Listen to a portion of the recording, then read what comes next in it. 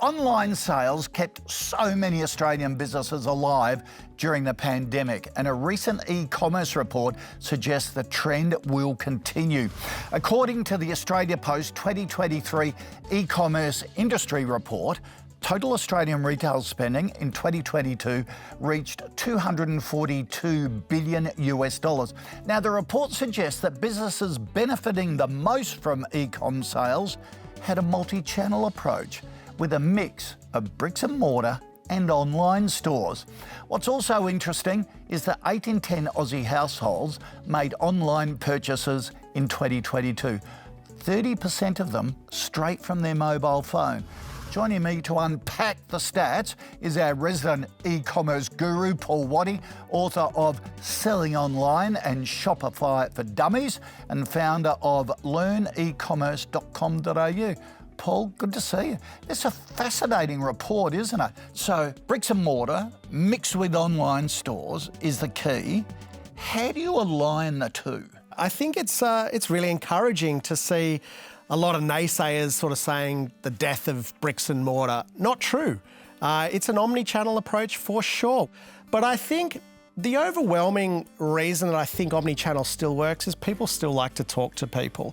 Your average order value is going to be a little bit higher in store because people can touch and feel the product. So I don't think it's one or the other. I think there's a lot of good examples of really good brick and click businesses working those two channels together.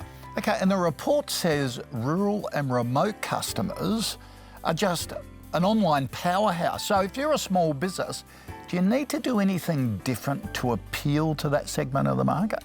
You do, and Wagga, Toowoomba, these suburbs or towns are always in the top 5 to 10 in Australia. Everyone thinks that Sydney, Brisbane, Melbourne, not true. So rural towns are huge consumers in e-commerce. So what have you got to do to appeal to those guys? Have really good, clear, fast, economic shipping times. That's really it. So when you have your shipping tables on your site, your website, don't just call out the capitals.